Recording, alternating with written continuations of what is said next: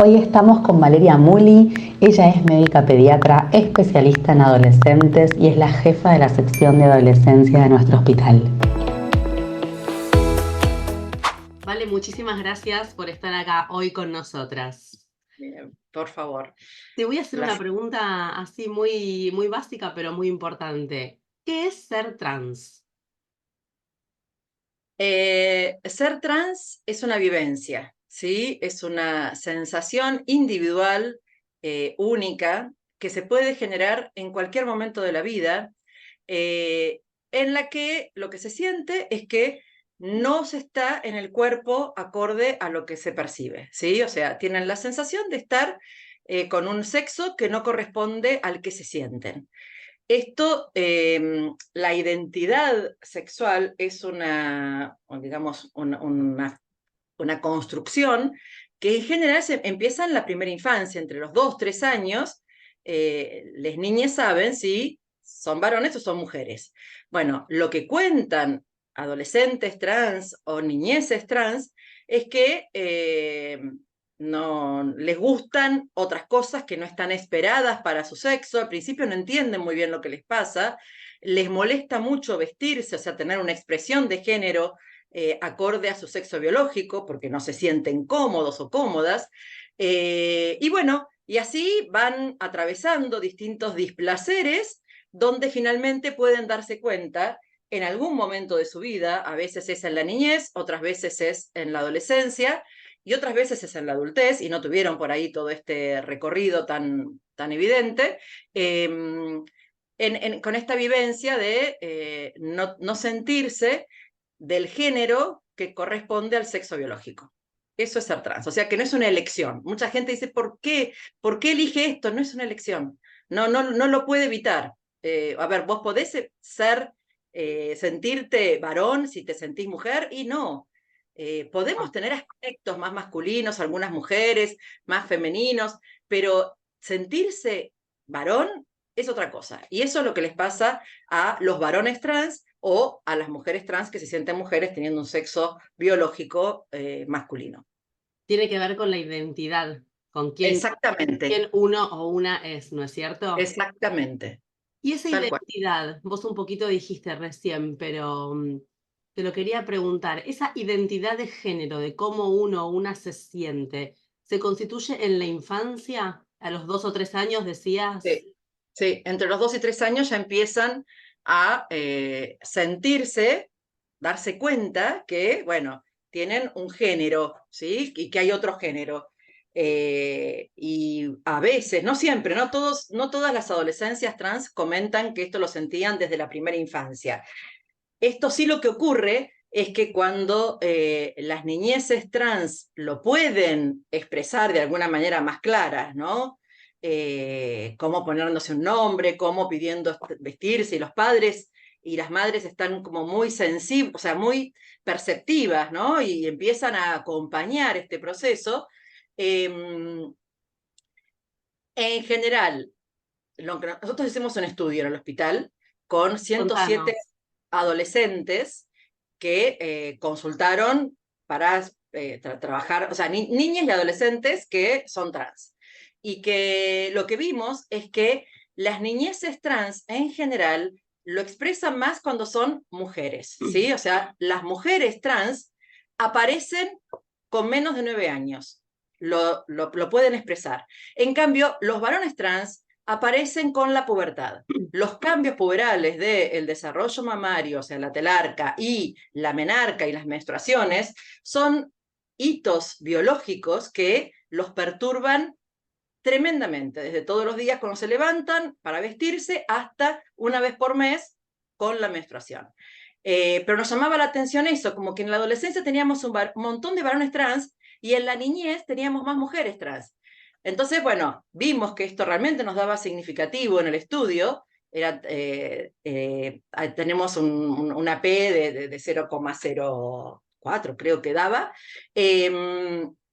Y empezamos a entender que la niñez trans mujer es mucho más disruptiva que la niñez trans varón, ¿sí? O sea, una nena biológica, que le gusta jugar al fútbol, que se quiere vestir unisex, que se quiere cortar el pelo, pasa mucho más fácil su niñez que una nena trans que pide ponerse vestidos, que se quiere dejar el pelo largo, que no quiere jugar al fútbol o con los autitos o con lo que le guste. Entonces, evidentemente, o sea, pues nosotros nos tenemos que poner en el lugar no de qué frecuencia hay en la población, sino por qué nos consultan al sistema de salud. Nosotros vemos los pacientes y las pacientes que nos consultan.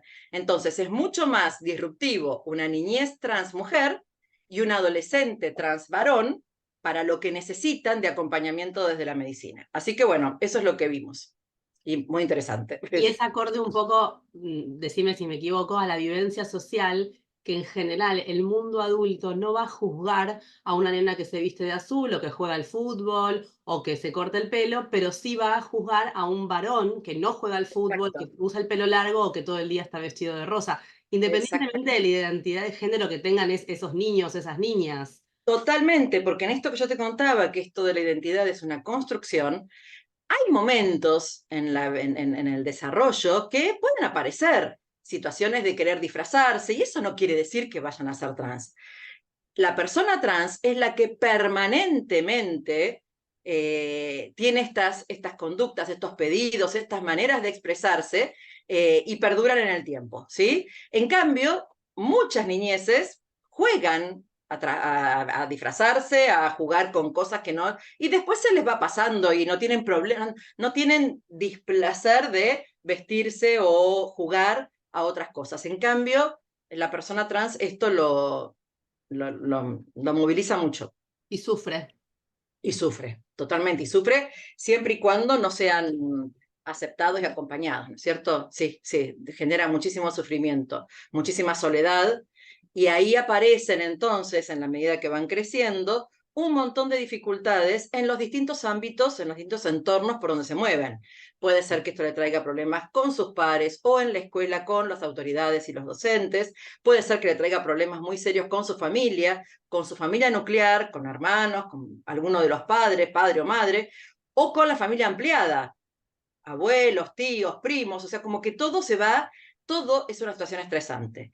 Por eso, muchas veces tienen dificultades, digamos, desde el aspecto del ánimo, con depresión, ansiedad, problemas, dificultades para insertarse en los distintos ámbitos donde tienen que desarrollar su día a día y requieren algún acompañamiento psicológico. Esto se planteaba que era una disforia de género, o sea, como que tenían un displacer terrible y que esto era imposible de modificar.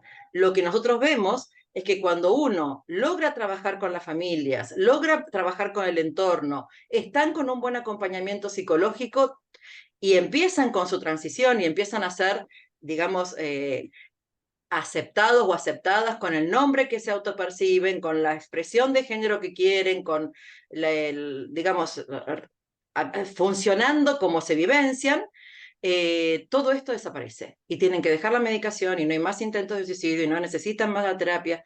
O sea que evidentemente es el entorno el que le genera, al no aceptar lo que tanto están tratando de entender con respecto a su identidad trans, y al poder expresarla, bueno, ¿cuál es la reacción que genera todo el medio? Lo que, bueno, produce todas estas situaciones de muchísima soledad y muchísima tristeza. Pero cuando esto no ocurre, no pasa absolutamente nada. Está clarísimo y es lógico, todos y todas necesitamos crecer en un entorno de amor, de afecto, de De familia, de contención, amistades, tal de cual. contención. Uh-huh. Vale, yo te voy Así a es. hacer una pregunta que tengo, que no tengo la respuesta, así que quiero que vos me la des. ¿A qué edad refieren la mayoría de los adultos trans haber sentido que no eran quien realmente eran? Voy de nuevo con la pregunta. ¿Qué Sí, ya te entendí. Ah, bien. No tengo idea. Ok, No sé porque yo no veo adultos. ok. Pero sí te puedo decir que nosotros tenemos muchos más pacientes adolescentes que niñeces, y cuando le preguntamos al adolescente de 14, 15, que es el que en general se acerca, porque ya en ese momento saben que pueden empezar a hacer una transición médica, ¿no es cierto?, con intervenciones farmacológicas, desde lo que tiene que ver con lo hormonal, o las intervenciones, digamos, quirúrgicas, que en los varones trans es muy frecuente el pedido de la masculinización torácica. Y cuando les preguntamos, porque en esto de hacer la entrevista y entender un poco cómo va y cómo viene la familia con esto, porque una cosa es que en la niñez esto haya ocurrido y los padres entonces pasan su proceso de aceptación en los primeros años cuando no entienden muy bien lo que pasa y los van dejando, y después es más fácil, ¿sí? Porque siempre notaron que era una niña o un niño trans. Ahora, es distinto cuando aparece un adolescente que un día sienta a los padres y les dice, bueno, les quiero decir algo, yo soy un varón trans. Y los padres nunca se lo imaginaron. Por ahí, cuando empiezan a reconstruir, aparecen algunas cosas, pero no era tan Pero claro. te interrumpo un minutito. ¿Puede ser que nunca hayan aparecido cosas y de repente ese adolescente se empezó a sentir distinto por primera vez en ese momento de su vida? En realidad hay una situación, ellos refieren que, y en general es a partir de los 9 años, Ahí cuando está. consultan más en la pubertad, o sea, en la adolescencia. Ellos todos lo refieren a los 9, o por ahí, cuando uno les hace la pregunta, dice, yo en la primaria siempre quería actuar con roles masculinos, pero no me dejaban. Y no tenían muy claro de por qué, pero bueno, querían disfrazarse, querían ser un soldado, querían ser el San Martín, no sé. Eh, pero muchas veces ellos van percibiendo estos cambios, ellos y ellas, ¿no? Hablo por ahí, es medio difícil el tema de ellas porque no todo el mundo lo acepta, pero bueno, ellos y ellas van sintiendo esta transición, no la entienden muy bien y saben que empezar a expresarla en la familia puede llegar a ser muy complicado, porque en la adolescencia conocen muy bien a sus padres y a sus madres, saben lo que piensan, cada comentario, todo es percibido como, bueno, yo acá tengo una apertura para poder contar lo que me está pasando, que todavía no entiendo, o espero a ver realmente qué me pasa y lo digo cuando esté seguro o segura. Eso es lo que comentan. Entonces, cuando ya no dan más, cuando ya necesitan hacer una entrevista médica o un asesoramiento, ahí, por ahí, es el momento en que lo cuentan y muchas veces ese relato cae como un balde de agua fría, porque esa familia era una familia que no quería ver, no podía ver, le cuesta muchísimo la aceptación y el acompañamiento, pero bueno, hay que trabajarlo, obviamente. Por supuesto.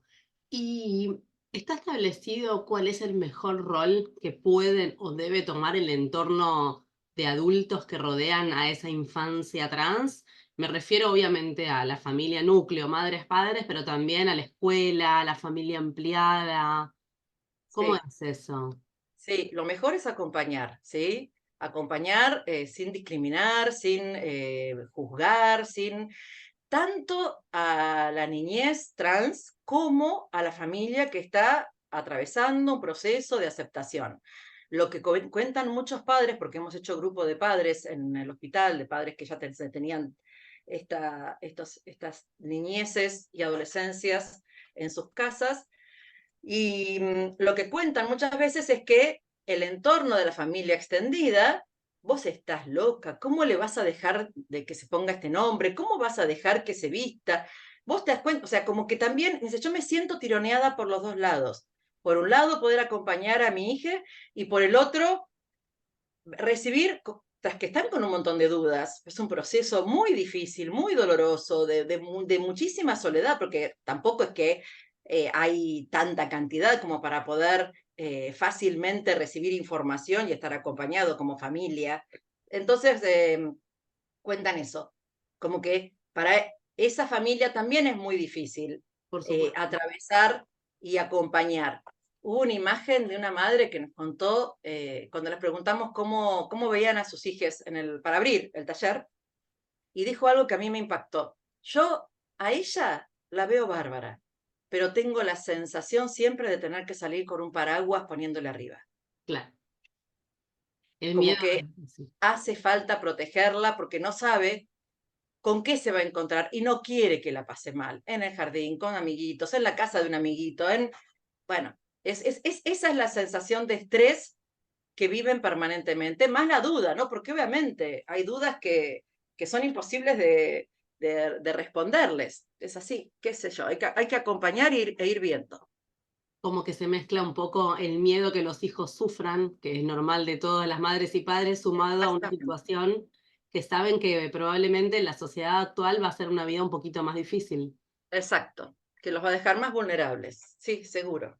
Hay todo un trabajo social ahí por hacer entonces. Muchísimo, muchísimo. Por eso es tan importante que la información, ¿no? O sea, lo que hoy vemos es que el mundo adulto tiene un acercamiento totalmente distinto a las infancias y adolescencias porque esta población menor ha recibido educación sexual integral.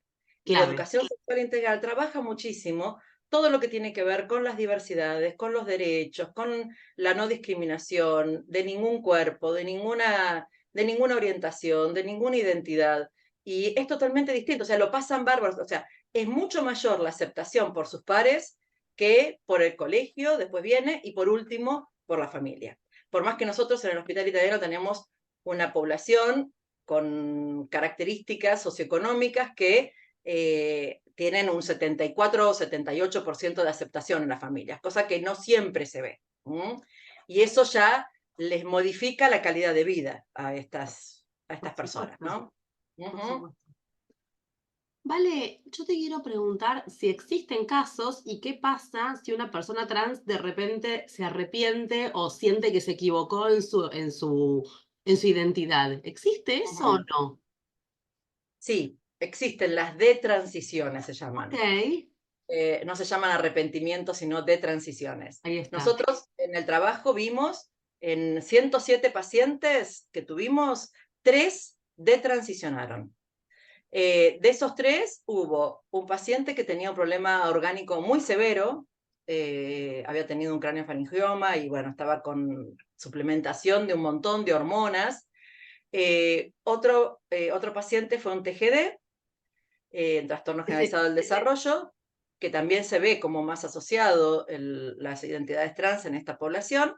Y hubo un varón trans que no tenía ninguna patología, digamos, ninguna comorbilidad, que también detransicionó.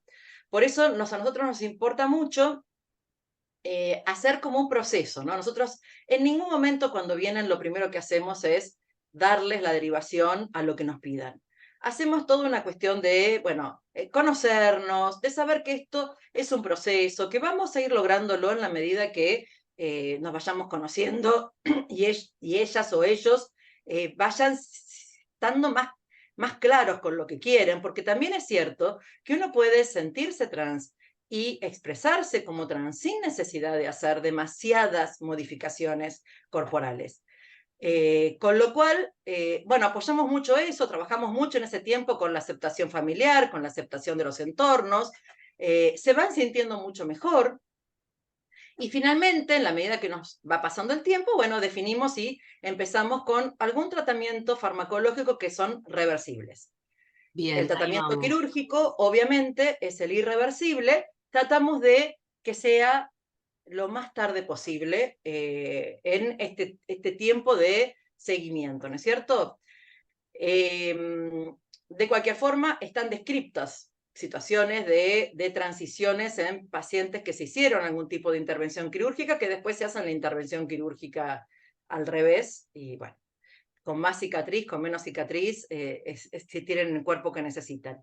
Pero no es algo, o sea, 3 de 107 realmente es un número que no es lo que nos tiene que incentivar para no acompañar. Al Por contrario, supuesto. la mayoría y lo que está descrito es que cuando es desde la niñez y desde la adolescencia son identidades que se van a sostener durante la vida.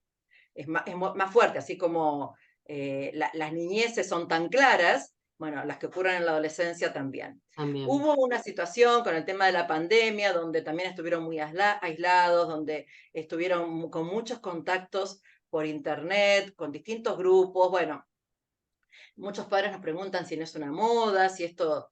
En realidad no es que sea una moda, lo que ocurre es que hoy por hoy, con la globalización, con la cantidad de información, con las posibilidades de poder expresar lo que uno es, porque esto está desde que el mundo es mundo, esto, o sea, Por personas supuesto. trans hubo siempre, lo que pasa es que tuvieron que vivir escondidos, asumiendo un rol con el que se sentían muy mal durante la vida diurna y pudiendo expresar cómo se sentían en la nocturnidad, en la vulnerabilidad, en situaciones de muchísimo riesgo, que justifican que, bueno, sea una población que hasta ahora tiene una expectativa de vida mucho menor que la de las personas cis, y esto obviamente que sabemos a qué se debe, y que esta cuestión del marco de derechos, de la posibilidad de tener gente famosa, conocida, exitosa, que se declara como trans, no lo aparenta, porque ha tenido modificaciones corporales que los hacen encajar en las corporalidades cis. Bueno, evidentemente ha tenido toda una posibilidad de expresión mucho antes que lo que ocurría en otros momentos. Así que lo de la moda yo diría que es más una situación de nuestra realidad histórica y social que favorece que lo puedan contar. Más allá de que tienen más información y por ahí entienden lo que les está pasando que antes les podía pasar más adelante. Y la Pero idea, te escuchaba esto de la noche, de la exposición a riesgos, como que era una población muy marginada, ¿no es cierto? totalmente, muy Como que vivía en marginal, la marginalidad, muy sin la discriminada. posibilidad de hacer uso de todos sus derechos, de la protección del sistema de salud, del sistema de educación, y eso conlleva más riesgos, y también por eso hasta ahora tenían como una expectativa de vida menor. Totalmente, totalmente. Así que va Así todo un es. poco de la mano. Ujú, Vale, yo total. te quiero hacer una pregunta que me parece que es así también un poco de todas y todos. ¿Se puede ser trans sin tomar hormonas, sin operarse o no? Sí, sí, sí, desde ya que se puede. Para eso hace falta que los varones trans, de alguna manera, nosotros lo que hacemos cuando nos proponen esto es disminuirle la frecuencia de las menstruaciones con algún tipo de medicamento hormonal de las que le damos a cualquier adolescente cis para como anticoncepción. Esto es algo que se puede hacer sin necesidad de inhibirle terriblemente el eje o hacer una hormonización cruzada.